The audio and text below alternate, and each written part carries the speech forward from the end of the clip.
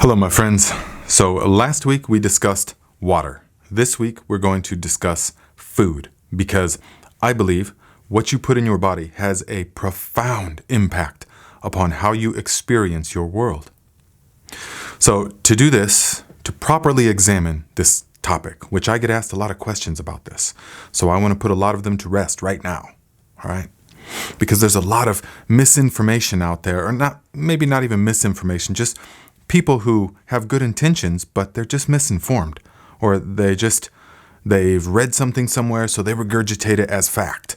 And a lot of blogs and anything that you try, so many things you try to look up on the internet are unfortunately scarred by this. Yeah, people that just are misinformed, and so I want to inform you right now. Okay. To do that, I have developed 3 pillars, okay? The first pillar of understanding is that mankind is a subsystem of the natural world, okay? We are not in any way separate from nature, even though that is the current belief, the current delusion based in the ego mind, that mankind is somehow, now we have separated ourselves from the natural world, and that we can do whatever we want to nature and it won't affect us, or that what applies to nature somehow doesn't affect us because we have conquered nature and we are separate from the natural world. Ha! That is a delusion, my friends. Never under any circumstance can we possibly be separated from the system that sustains us, the mother of our life, the earth, okay? The natural world. We are the natural world. We have to understand this. Pillar number 2 is that nature has already developed the best possible method for doing everything. It's true. Nothing in the mind of man can possibly improve upon the perfection that is already present in nature. I'm talking natural systems. Okay, so the human mind has not ever done, nor is doing, nor will ever do anything that is superior to the perfection already present in the natural world. The third pillar is that nature, and you can call it whatever you want, but I'm calling it nature. Nature has designed every organism to thrive, not just to survive, but to thrive. Okay? Now, let us use these 3 pillars to look to the natural world for guidance, like a compass, okay? Because we are of the natural world. So, when we look to nature, what the animals, the biggest, strongest, most powerful animals on earth, what do they eat? They eat plants. The elephant eats plants. The horse, it eats plants. The silverback gorilla eats plants, right? So we can deduce from this that the plant kingdom can provide everything that you need, all right, that an animal needs. Now, when we look to the meat eaters, let us say, for example, the lion. How much more so does the lion have to sleep than the herbivore? A tremendous amount. The lion sleeps 16 plus hours a day, as opposed to the horse that barely sleeps. This can tell us. We don't have to draw immediate conclusions, but we just observe nature. Okay? Now, when a lion, for example, when it is full, when it has just had a meal, what is its characteristics? It's tired, it's lethargic, it just wants to sleep, it's not interested in anything really, it just kind of, I just want to sleep and digest and deal with all the meat and the meal that it just had, okay? So, as opposed to the hungry lion that its senses are heightened, the spirit within it is awakened. It wants to prowl, it wants to go out and find and seek, and the spirit is in it, it's alive. Yeah, its senses are heightened. This is the hungry lion. Yes? So, which would we rather be like? The tired, lethargic creature or the creature with heightened senses? Yes.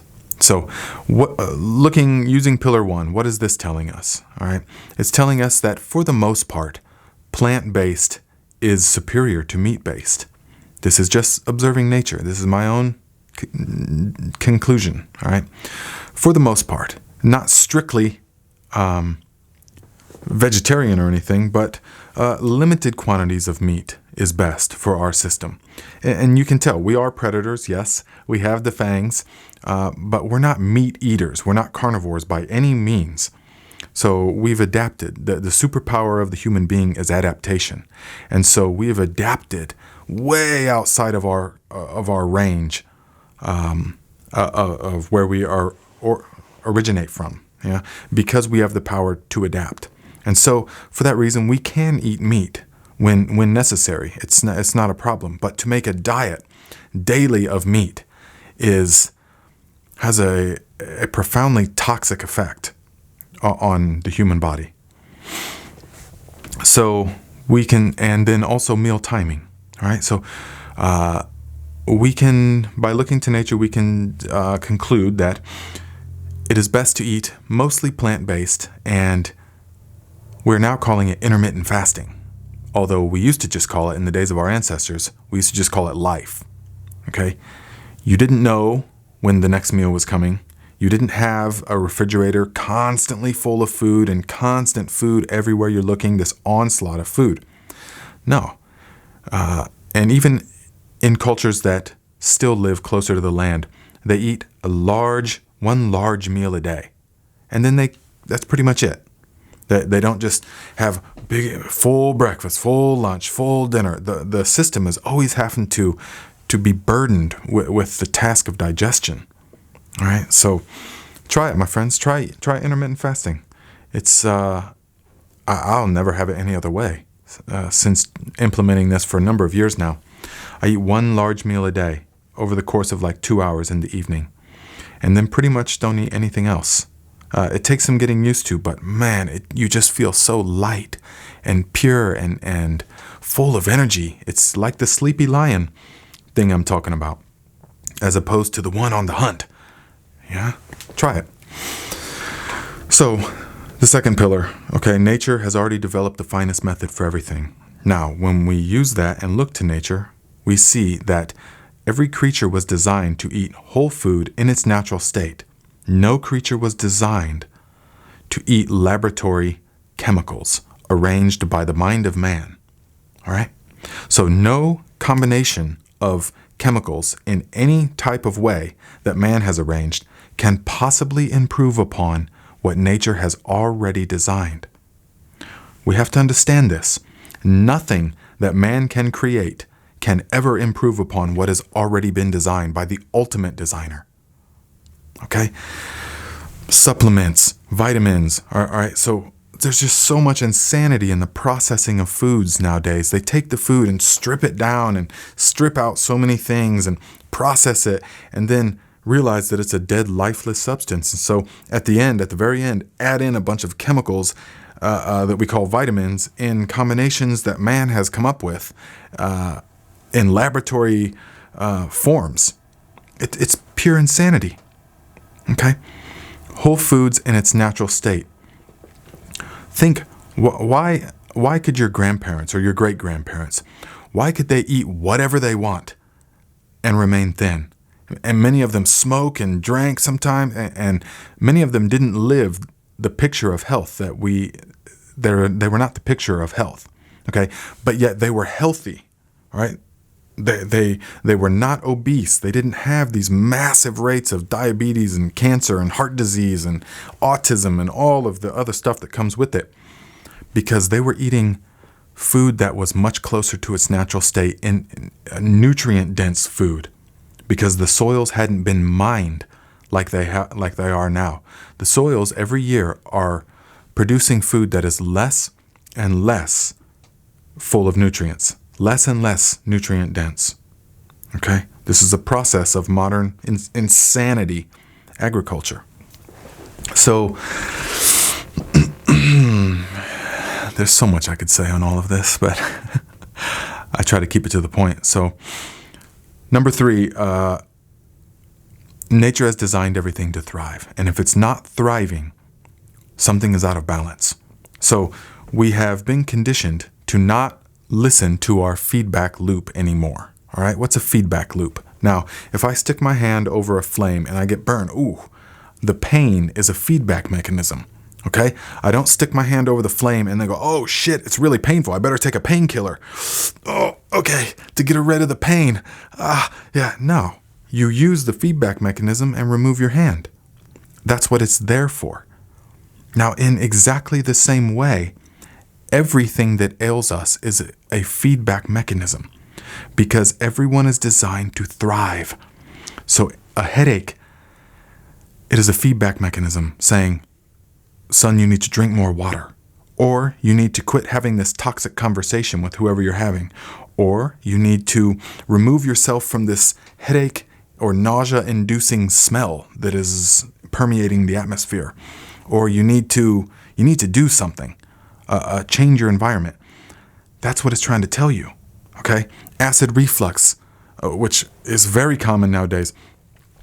It is not. Okay, most people want to go and take something. Oh, God, it's like keeping their hand over the fire and just keep taking something. No, you're not designed to have acid reflux, okay? So use the feedback mechanism to examine. Use your intuition. Use the feeling. Go within. Okay, what is this feeling like? And at first, if you're not accustomed to it, if it's been lulled to sleep over years of not listening to it, then it may take a minute. But it will come. It will reawaken. And you will be able to say, once you get in the swing of it, you just go within and you flow with your intuition. Your heart tells you exactly what you need and what you do not need. This is the beautiful gift of the human mind and spirit. The human soul has this capacity. We have to reawaken it, listen to it, okay? So don't immediately treat the symptoms of the feedback mechanism. Use it to re-examine. Do I need to drink more water? What do I need to change? And then change it. All right? So what does all this boil down to? Okay? Use nature as the guide. And in a practical sense, get used to eating whole foods in their natural state. Now, what does that mean? Okay, that means as few labels as possible and as few chemicals as possible. All right. Now, this can be wildly confusing at first because in this one statement, that eliminates virtually 95% of what you will find in a supermarket. And it's true. It's true. But that is why we have an epidemic of illness. And I don't just mean acute illness. I mean just chronic illness, just ill bodies, just unhappy, sort of lethargic, just all the things I don't need to tell you. You can feel it. You just use your heart. You can feel it. Yes? So I just want to give you some examples, okay, of what I'm talking about. As few chemicals as possible. Calories doesn't matter. I know that's contrary to popular belief, but I used to think that too, that a calorie was a calorie, but it's not. It's not. Not all calories are not created equal. And it has to do with the chemicals that are present that tell the body how to process these chemicals, okay? Watch one of the documentaries on farmed Norwegian salmon, okay? Watch it and pay special attention to the part about the feed that they feed these Norwegian salmon. They feed them a special feed that has chemicals in it that forces them to retain fat because they want that fatty oilness in the fish. So these chemicals exist, my friends, and don't be naive and think that they're not also in your food. Because what does a fat creature do? It eats more. It craves more. It consumes more. That's great for business. Okay? This can be tough for a lot of people to digest, to think, no, the food industry wouldn't do any of that. Are you kidding me? It's true, my friends. And you have to digest this fact and get over it and accept it and say, okay, this is the reality we're living in. The bottom dollar is all that matters to these psychopaths. We are in the age of ego dominance. Okay? The human I'll stick to the point. Okay. So I want to give you a couple examples. Okay. What am I talking about? Now, preferably, you don't have to have food with labels at all. Okay. I grew this in the backyard. All right. So no industrial agricultural practices, none of that. I grew it using organic, beyond organic methods and compost. Okay. So this is going to be full of vitamins and minerals and nutrients. It's a sweet potato that I grew in soil that I built, that I helped build. Nature built it, but I helped build it. Okay. I started a new channel, by the way. It's my third one, called Garden Like a Viking. Subscribe to that, and that's going to be all about growing, because that's really my passion. All right. So I just want to show you, okay, there's no label on this. Okay, but you don't have to worry about what's in it. You don't have to worry about how much calories or carbohydrates or any of that, because everything is present already in its natural state. This has a perfect balance, designed by the ultimate designer, nature, to be in such a way that our body knows exactly what to do with it. It's not the same as taking a multivitamin in a form that is created. The body doesn't know how to process that, because it's not evolved to deal with that, nor is it designed to deal with the ratio of vitamin A to vitamin C to vitamin E to phytochemicals. It is wildly complex, light years beyond humans' understanding. Okay, so just know that nature's already taken care of it. You don't got to worry about it. You just eat nutrient-dense food in its natural state that you're growing yourself. Okay, because modern agricultural practices, they do not produce nutrient-dense food. The soils are being mined. I don't know if I already said this or not, but the soils are not being, what we're doing is not soil husbandry, okay? We are mining the soils, and every year they are becoming more and more depleted, right? Now this beautiful Tahitian melon squash, oh my God, I've still got a dozen of these downstairs. They keep all year, okay? Filled with nourishment, vitamins and minerals in exactly the right proportions that nature intended to have. Okay? So you don't have to worry about how many calories are in this or what kind of vitamins or yada yada. It's all there. It's all there. Okay? So now, if you do, some things you do have to buy in the package, okay? We can't grow dates here, all right? Yet I love dates. So when you're reading labels, as it doesn't matter the calories, none of that stuff matters. Okay, what truly matters is the chemicals. As few chemicals as possible. So when we look at this, okay, yes, I get them from Costco, okay, but when we look at this, we see the one ingredient is organic dates. One ingredient. There's no sulfites and nitrates and nitrites and preservatives and sugar and all kinds of other garbage that influences the body, toxifies the body. It's just dates. Okay, which are a powerhouse of nutrients and vitamins. Now you'll see, okay, this has got, it's got iron, 4 milligrams, which is only 2% of the daily value. Okay, low percentages, but this form of iron is 100% usable by the body. The body can absorb all of it, as opposed to vitamins, multivitamins that are in laboratory created, mankind thinking that he's superior to nature in some way. The body doesn't know what to do with that, my friends. That's why when you take a multivitamin, your piss is neon green. That's all of it. The body's like, well, it's toxins, actually.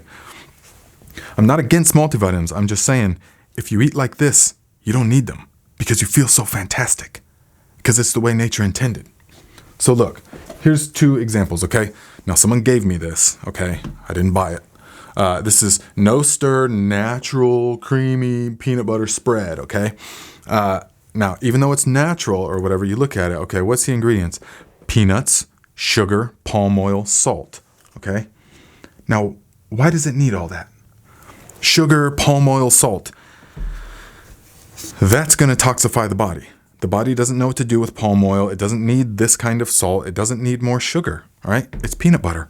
Now, as opposed to this from the co-op, the only ingredient is peanuts, all right?